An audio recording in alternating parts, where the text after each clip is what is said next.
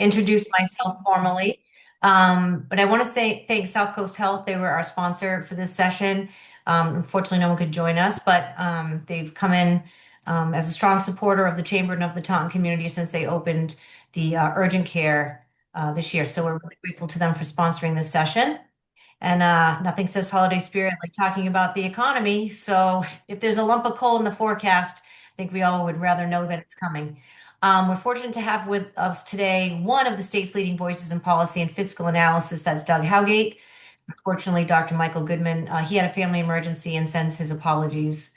But now I'm going to turn it over to the chair of the Chamber's Government Affairs Council, and that's Mary Ellen DeFrias, the administrator and CEO of GATRA, who will facilitate the session today.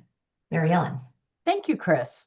Our guest today, Doug Howgate, is president of the Massachusetts Taxpayers Foundation.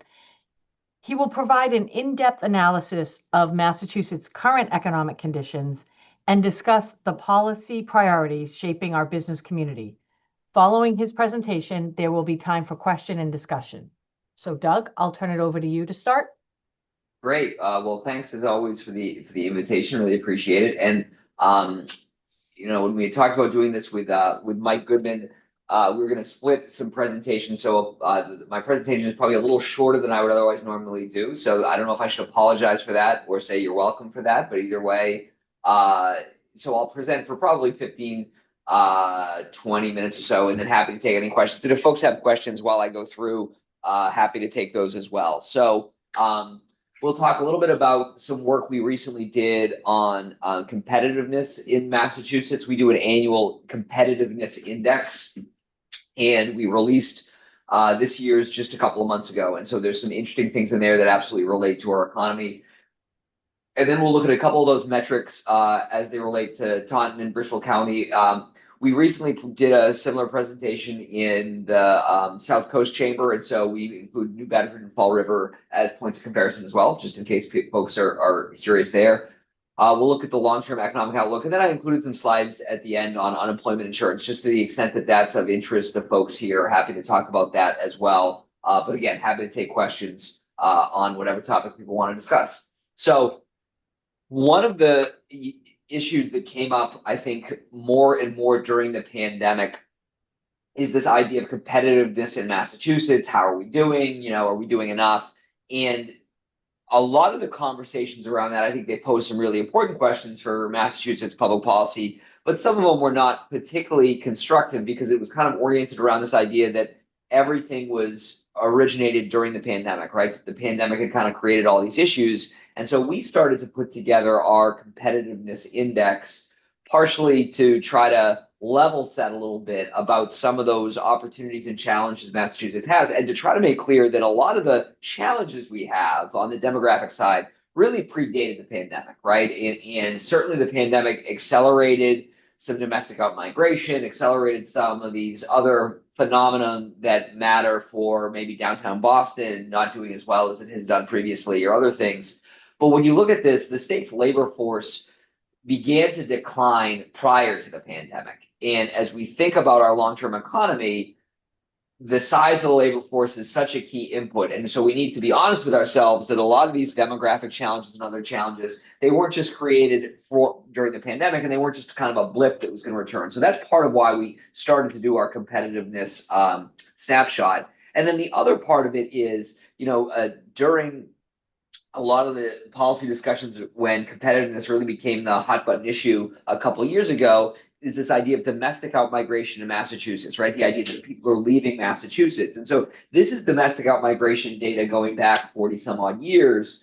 And what you see here is Massachusetts almost pretty consistently shows negative domestic outmigration. And there's a couple of reasons for that, right? That one, we have a lot of young professionals who often move, and two, people often retire to other states. And so this has been consistently a negative for the Commonwealth. I think what made it a little more concerning when we see the downward dip in 22 and 23 is the other times when we've seen those levels of downward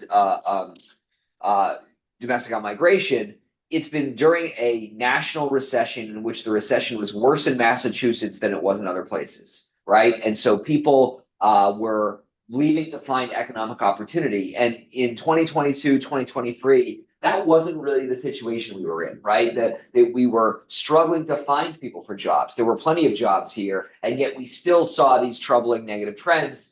Kind of, how do we unpack that? Now, one of the interesting things about doing this index year over year is you get to adjust to new data. And one of the really interesting trends we've seen in recent years is this huge explosion in international immigration in Massachusetts, which, now as you see in this chart, historically, international immigration is a real strength for our population and for our workforce. And we've seen this data really buoyed over the last couple of years, and that actually led to an increase in the labor force for the first time in a long time in 2024. And so we wanted to talk about that, among other things, as we looked at our competitiveness index. So this just shows you what that looked like. So we look at about 25 metrics that we think speak to competitiveness. And as you might imagine, we want to take a look at things that we're quite good at, but also things that we struggle with. And there are a number of things, as I'll get into a second, where Massachusetts really does stand out in a positive way. And we ranked in the top 10 nationwide in 8 metrics. But there's also some areas where we really struggle a little bit compared to other states. And as you see here, there's 10 metrics in which we ranked in the bottom 10. So when you look at where Massachusetts is good, I don't think these things will shock folks, but I do think it tells an interesting story, right? So this clearly bears out this idea that we are a highly educated state, right? So population with we're number one in the nation, population with a bachelor's degree, we're number one in the nation with 8th grade math and reading, math and test scores, right? We do have a highly educated population and, relatively speaking, very good schools, both K-12 and higher education. And that connects to an economy that relies on highly educated people, right? So our earnings are high, our GSP per capita is high, we've got a very productive economy, and it's also a place where some of the quality of life amenities perform pretty well on national metrics. And so life expectancy, for example, we're second in the nation, right? So these are all really strong elements of what Massachusetts does well, and they're things that I think we should jealously guard, right? I always say that if there were a draft of characteristics states would want to have, the best K-12 education system in the nation, the most highly educated workforce, some of the best colleges, like those would go really high in the draft. Those are really good strengths. But when we look at the places where we score particularly negatively, another theme really emerges, right? You look at the theme of cost here, from childcare costs to housing costs, health insurance, energy, commute time, obviously, in terms of a cost measured in time. It is an expensive place for Massachusetts. Massachusetts is an expensive place to live. It's an expensive place to start new businesses. And so you see, in terms of private employment growth, in terms of domestic outmigration, it's a place where people are making different decisions in terms of location, potentially based on the relative cost of Massachusetts compared to other places, right? So that really is a theme that emerges.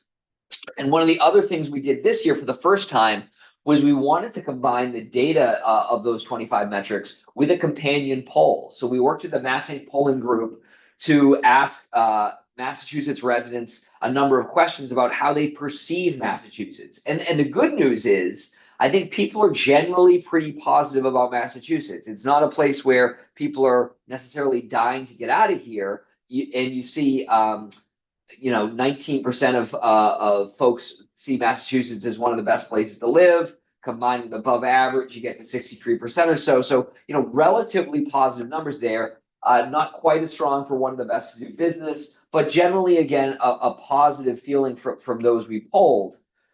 And when you look at the things that Massachusetts does well in terms of quality of life, healthcare and education consistently jump to the top, as you would imagine, right?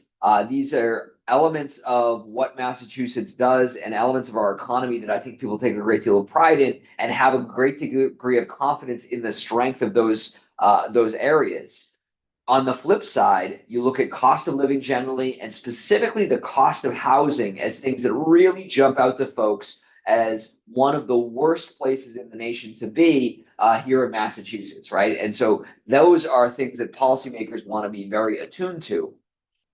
And then When we look at southeastern Massachusetts specifically, you see the housing cost area is even more prevalent, and the confidence in education is less prevalent, right? So you continue to see real strengths for healthcare, but less. And sorry, we only I think had 5 regions, so we didn't get into quite the regional gradation as we'd like to. But I think this shows, it looks similar to the statewide data, but you see a little bit of a difference in terms of the areas of emphasis as well.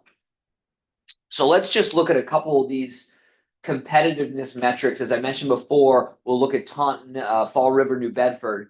And one of the things we often do is looking at 4-year, so the Department of Elementary and Secondary Education polls high school seniors about what they plan to do next, right? And I thought these data are always fascinating to me. So you look at 4-year public, and Taunton is right in line with the state average, with 31% of students planning to go to a 4-year public school, much higher than Fall River, New Bedford. You see much lower share of Taunton students planning to go to a 4-year private, but you see significantly higher percentage of students planning to either get an associate's or go directly into work, right? So you see, one of the things we look at when we look at Massachusetts is we're a relatively small state, but we are very much a state of regions, and different communities, I think, experience these things very differently, as you see in this education one here. From an unemployment rate standpoint, Massachusetts unemployment rank has been ticking up in recent months, and we're in fact above the national level. That's a little more pronounced in Bristol County, and you see it more pronounced in Taunton, which isn't that surprising. You tend to see higher unemployment rates in urban centers than in counties at large. And again, you still see a less of an unemployment rate or a lower unemployment rate than you do in Fall River and New Bedford. In terms of housing costs, I thought this was an interesting one as well. So you look at this as rent, share of rent costs in an area. So Massachusetts, you see the most common housing cost for renters is $1,500 to $1,900. In Taunton, the largest share is actually $1,000 to $1,400 or $1,500, and you see obviously a much smaller share of high rents, larger share in the even less than 500 or 500 to 1,000. But you continue to see a real differentiation in terms of cost structure between Taunton, Fall River, and New Bedford as well. So let me take a step back and talk a little bit about kind of our longer term economic impact outlook and how we're thinking about it. So there's really kind of 3 major threats to the state's long-term finances that we've been tracking over time. And this is before you get into kind of what happens in Washington, D.C. and what that means for the Commonwealth.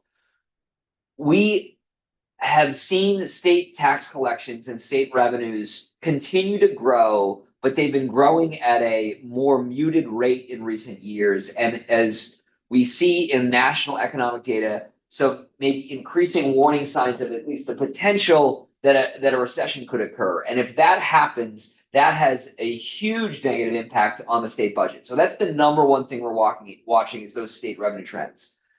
On the other side of the ledger, spending in Massachusetts has been growing at a rate that's probably not sustainable based on our existing revenue sources, right? So we've seen budgets growing at 6 or 7 or 8% in recent years. And the reality is you're just not going to be able to sustain that over time. And so these cost pressures at the same time as revenues have stagnated a little bit, that creates a real structural challenge for the budget. And related to those two, we have seen budgets that increasingly rely on volatile revenue sources or one-time solutions, non-recurring revenues to kind of get through the year. And you can do that in any given year, but over time, it just builds into that structural deficit that is harder to kind of to fill, and also makes you more sensitive to outside economic shocks. So those are the big factors we're looking at. And just to kind of show you those in numbers, right? So when we look at year over year tax growth, you see it's kind of all over the place. I'm going to show you spending in a second, and spending is very consistent, right? It tends to move up and to the right. Whereas non-cert tax, so that's non-millionaires tax revenue, you see some dizzying highs of 15 and 20% growth of these unprecedented years during the pandemic. You also see 4 years where revenue growth has been less than 1%, and in 3 of those years it was actually negative, right? So budget makers have to manage a pretty volatile revenue stream. And when we look at compound annual growth on the revenue side. If you go back 10 years, you get 5.4%, which is pretty strong. But that includes these two really crazy years during the pandemic when, again, we saw 20% revenue growth, 15% revenue growth.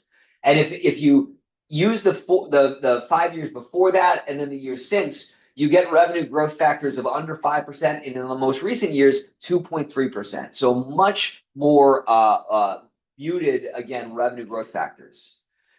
And what this just shows you here is these are the amounts of revenues that the budget has had to balance on going back to fiscal year 21. And so you see this big increase in 22. And then look at that. This is not including the surtax, but 23, 24, 25.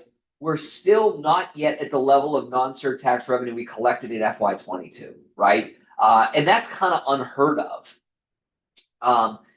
What we normally see is 2 to 3% revenue growth. The fact that we're going now 5 years with no real revenue growth, that puts a huge amount of strain on the budget. And really, it's kind of a credit to just how swimming in resources we were a few years ago that we've been able to kind of burn through 5 years of budgets with no revenue growth, without major cuts, without depleting our reserves and things like that.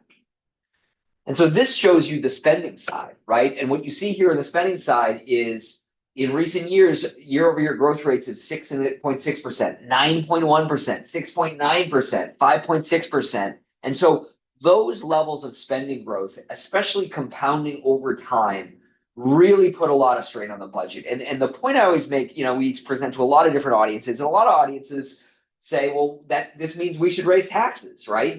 We need more revenue. And what I always say to that is, hey, you can always have a discussion about resources and what folks want to do. But what I would tell you is pick whatever revenue structure you want. Set whatever tax rate you want to set it at. It is not going to consistently grow at 9% or 6.9%, right? And so whatever we want the tax structure to be, that's fine and good, and we should have that conversation. But over time, we need to try to keep those year-over-year spending ranges in the 3 to 5% range, because you're not going to be able to rely on any revenue stream growing faster than that on a long-term basis. And so just to give you a sense of a little bit of growing concern for the national economy, I think it's fair to say that it's been an eventful last 11 months, right? We've seen a lot of different pronouncements related to tariffs, right? And then a lot of concern in, say, April and May about the economy, and then the economy kind of weathered it. And we're seeing, a lot of pressure on the Fed with the recent interest rate reduction, and a lot more focus on the inflation rate after ticking down. It's kind of ticked up again. And you see that in a poll that the St. Louis Fed does of economists, that this level of economic uncertainty, as they measure it, is really at a record level. Now, just because economists feel economic uncertainty doesn't mean there's going to be a recession, but I think it does speak to these somewhat unsettled times. And so as you're building next year's budget, you probably need to price in a fair amount of risk that, if something bad does happen with the economy, we have a plan B. And this just, we put this slide in here because, there's a lot of discussion we get into and asked about, should the state be using its stabilization fund now to balance the budget, or to backfill revenue cuts, or to do things like that, to backfill federal cuts. And we do have a very significant stabilization fund, which is good. The problem is the stabilization fund is a pretty specific tool. And it's a tool that's really good for certain problems, specifically short-term shocks to the economy, right? The need to weather a finite period of time when revenues decline or spending needs increase, but that you are confident are going to return to normal.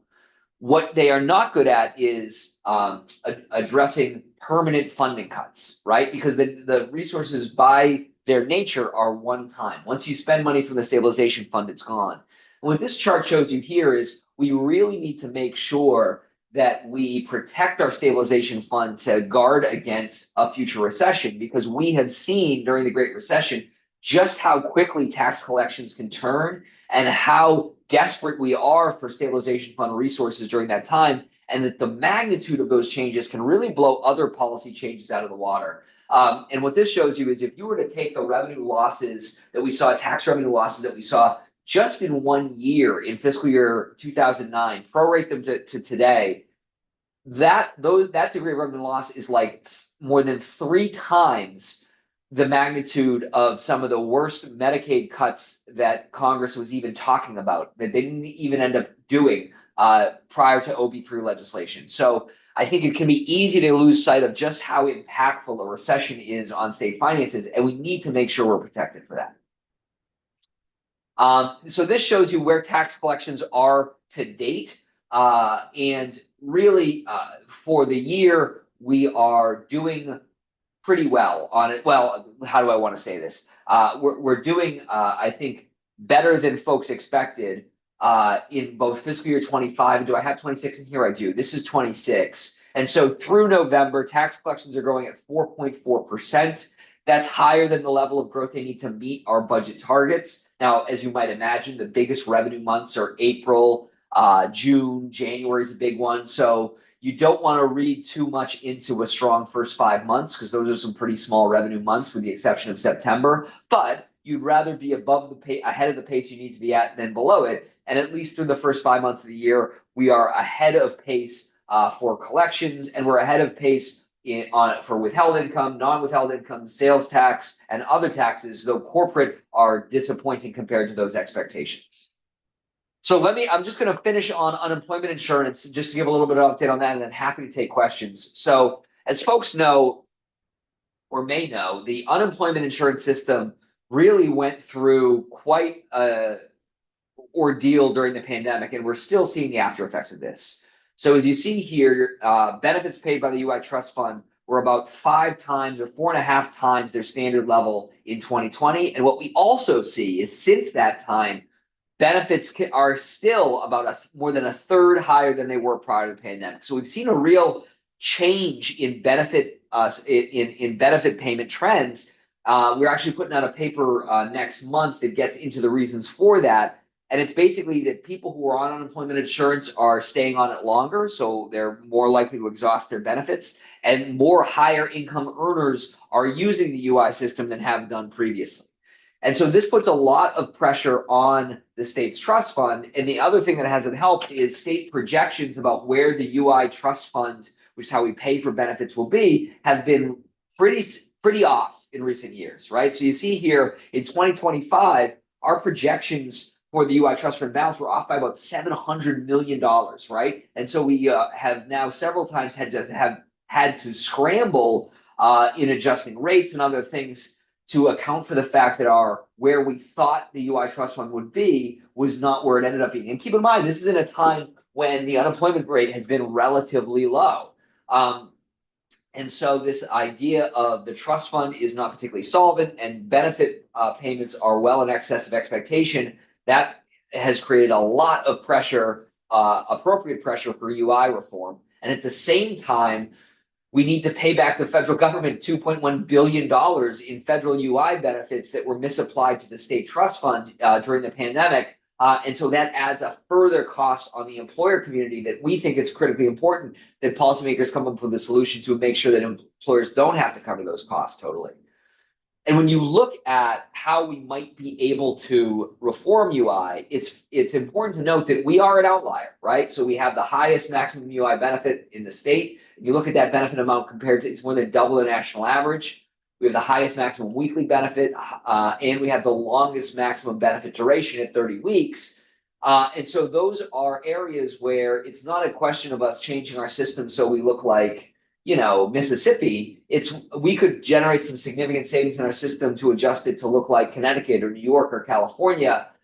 But those are tough policy questions, right? And the history of UI reform is not a history of major successes.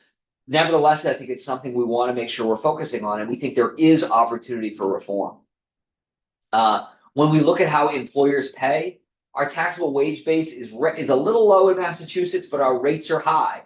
And so that's something that I think often gets lost sight of when people talk about the wage base for how we charge for UI, is that while we have a somewhat low wage base, we charge pretty high rates. And we also have a more, say, generous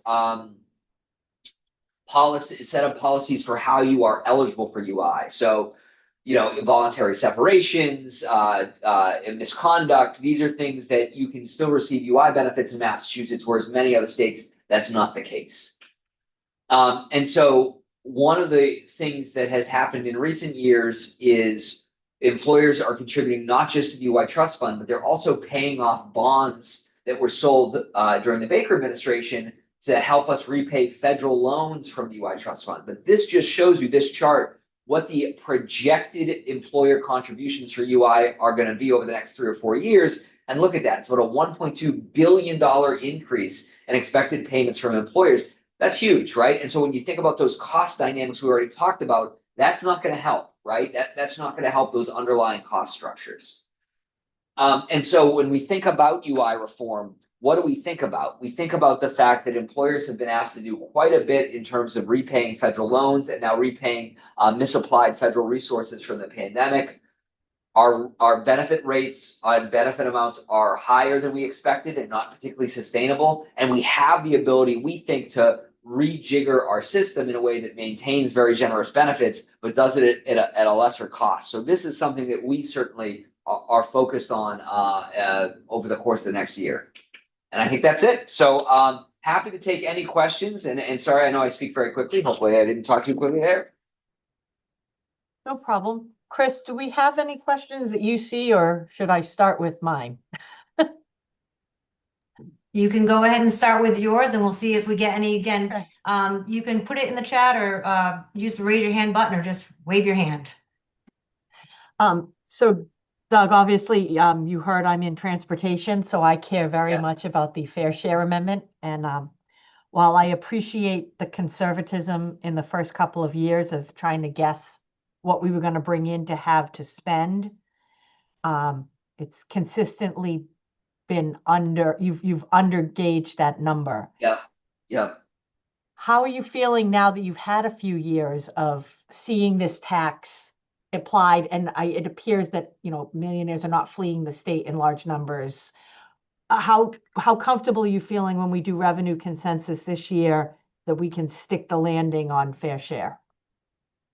Good question. And let me give a little bit of a slightly different spin on how this works in the budget. So you're totally right. The first year, I think people had no idea what to expect. But the structure that was put in place, so the way it works is there's a level of surtax spending that's allowed to be spent in the operating budget, right? And then amounts above that, most of it gets then spent on capital costs and other innovative uses.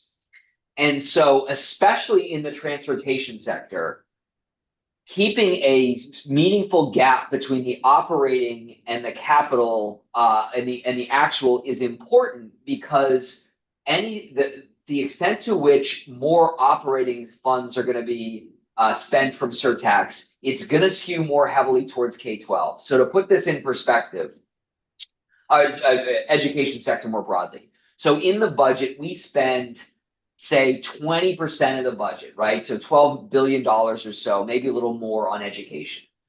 We spend, 7%, 5%, 4%, if you define it very broadly, on transportation. And what we have seen, and transportation folks should be very concerned about, is as the amount spent in the budget has gone up, it has disproportionately gone to education. Even though groups like ours have argued for a 50-50 split, a lot of the spending needs of programmed in spending have gone to education, whereas that overage amount that was spent on capital and things like that was much more heavily skewed towards transportation. And so I think that the overall estimates for the surtax are getting pretty good this year. So last year we collected a hair under $3 billion. This year, a lot of the estimates have been in the 2.7 to 3 range. And so, hey, could it continue to grow? Absolutely. Could it be 2.7? Whatever, it'll be around there. What is more concerning to me is, so in the first year, we spent $1 billion of the surtax in the operating budget, which left $1.4 billion to be spent on kind of capital innovation, okay? Second year, we spent $1.3 billion and we collected 2.8. And so that, and we collected 3. And so that, once again, will leave about $1.4 billion to be spent on this capital innovation. Year 3, this past year, they upped that operating budget amount on surtax spending to $2.4 billion. And that delta between 1.3 and 2.4 almost all went to education. And so that amount, that overage now, instead of being 1.4 billion, if we collect 3 billion again, that overage now is only $600 million, right? And so, and wherever you stood on the millionaire's tax, good idea, bad idea, whatever, the reality is the budget amounts for it, right? So this year, that 2.4 billion is getting more and more programmed in, right? It's being spent on things like Chapter 70 K-12, special education circuit breaker, stuff that's hard to move around once you start spending that money on there. And so one thing that we've talked about to transportation folks is that certainly we want a 50-50 split, full stop, right? We think that's important.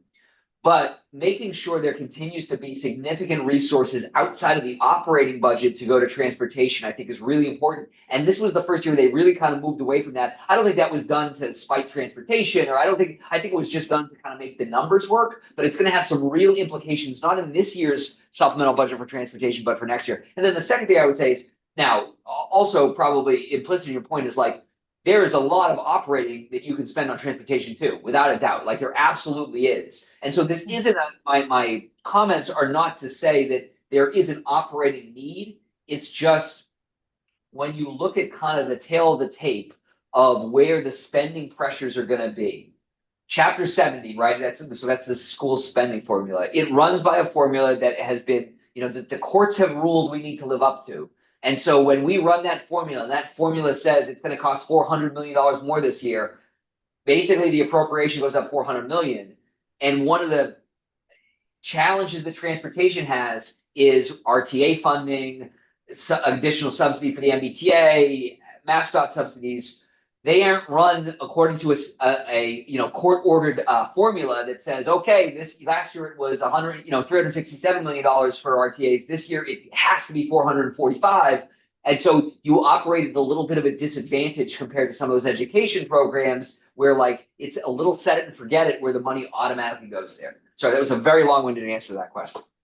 No, it was perfect. And I think it's good for people to hear who aren't in the weeds on it, how we get in this situation and why we spend money the way we spend money. I was personally am a big proponent of the capital money, because if it goes away the following year, we scale down our capital program. Once you tell me to start operating and give it to me in an operating budget, and then you take it away the next year, then everybody gets mad at us. Yeah. And I do think that, again, hopefully this year's budget is good and revenues are good. That step up of 1.3 billion in surtax spending in the operating budget to 2.4, I think people are going to live to regret, because for policy reasons, because if the surtax does tank during a recession and then all of a sudden you have to scramble, but also, again, I don't mean this as I have my own opinion on the surtax, but wherever you stand on it, you get I think people are going to be disappointed to see that the money's basically all been spoken for now, and it's been spoken for a lot of things that have existed. It's done some new stuff, community college, school meals, stuff like that, but like a lot of it's going to go to basic K-12 aid now. And whether people shouldn't think that it was going to happen or shouldn't, I think that there's going to be a little bit of I think people are going to be disappointed that it's all been spent. I see a question here. Is the current federal administration's effort to curtail even legal yes. So question about immigration and its impact on the workforce. And actually, I just did a different presentation this morning that has a slide on this exact number. So according to Moody's, right, they expect that by Q2, so let's go Q2 2024, Q2 2025, Q2 2026. Sorry, that's a tongue twister.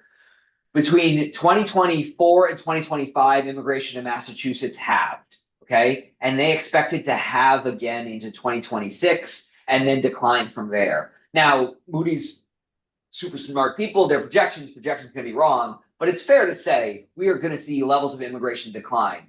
And again, once again, wherever you stand on that ideologically, when you look at the composition of the Massachusetts labor force in recent years, almost all of the labor, certainly since the pandemic, you could say statistically, all of the labor force growth has been supported by immigration, right? And so that is going to have an impact. And to me, there's kind of two elements of that. One, it's super important for our building trades, retail sector, service industry, right? That's a big immigrant labor is a huge part there. But also some of the policy changes we've seen in terms of support for research, support for higher education, where we really benefit from postdocs, super, super sharp people from other countries who are willing to come and work for very low wages because they're in a good lab at MIT or at Harvard or at UMass or wherever the case may be. If we see a significant decline in that, that's really part of the real value proposition of the Massachusetts economy, right? That how lucky we are that we are a place where the best and brightest from around the world want to be. And if we lose out on that, I think the United States economy loses out on that, but that is a disproportionate negative impact for Massachusetts. So absolutely, I think we'll still see that play out in the data, right? But certainly in the terms of the projections, that's a real factor. Any other questions? Chris, I don't see any. Do you see any other? There's no others in the chat. Just let me see if there are any hands raised. The only other thing I would say, if you could just touch on, is there was a great article yesterday in Politico that you were commented in regarding it's our favorite time of the year where we do revenue consensus. Yes. So maybe just help us understand why this is so important, because Yeah. familiar with why we go through this exercise in the revenue consensus? Yeah. No, great question. So the fiscal year 27 budget doesn't start until July 1 of 26, right? So it doesn't, and it ends in June of 2027, so 18 months from now. But by law, the House, Senate, and administration budgets all work off the same tax revenue figure, right? Now the governor could propose to change tax rates, right? So like you can propose policies to change that, but they all agree on this is the baseline level of tax collections we're going to collect. And it's a really like best, it's something that Massachusetts does well because it helps lead to much better budget planning. And what the last thing you would want is the governor's budget assuming revenues are going to grow at 8%, and the House assumes there's going to be a recession, and the Senate assumes this, and then you just end up with different budgets with totally different kind of underlying assumptions. So it forces you to have the same assumption. That said, you're trying to project revenue out 18 months in advance, right? So like just think back 18 months, right? So to June of 2023, how much of what's going on in the world right now would you have guessed, right? Like probably not a lot, right? Or maybe you would, I don't know. But like by its very nature, you're going to be wrong. And so what you really want to do is you want to come up with a reasonable approach to estimating the revenue where that also, if you're off, it's not catastrophic, right? So what you do, even if I really thought that FY27 revenues were going to grow at 9%, it would be foolish to build a budget based on 9% growth, because what if they grow at 2%? Then all of a sudden you have billions of dollars in spending you can't support. And so that's why you often see, so our revenue estimate for next year was 2.2% growth. And here's a little behind the curtain look. Our estimates are usually between 2 and 4%, right? And it's because, one, if you had to guess, that's a decent place to guess. And two, that's a sustainable way to build a budget, right? And so that's an element of it as well. And so on Tuesday, or whatever the day it was, there's a hearing where we present. Mike Goodman was going to be here, often presents. There's a group called Center for State Policy Analysis. They present, the Department of Revenue. They all present their estimates. There's a hearing with a Q&A, and then in a few weeks, there will be a joint tripartite agreement between the Healy administration, the House, and the Senate to say, okay, the FY27 budget is going to assume $42.12 billion in taxes. And there's a couple other elements of that proposal as well. They'll also say, we think surtaxes are going to be blah, and we're going to spend this level of surtax resources in the budget. So it's a really important foundation for the budget. And the other thing that's interesting about it is there's a question and answer, and you really hear what's preying on the mind of the people building the budget, right? So what do we hear questions about? We heard questions about, there's a ballot question to reduce the income tax rate from 5 to 4%. We heard a number of questions about that. We heard a lot of questions about OB3, that's the federal One Big Beautiful Bill, federal reconciliation legislation. What does that mean for state tax collections? Because sometimes, especially in the corporate tax code, when the feds change a tax, it automatically changes our tax, how we calculate corporate income as well.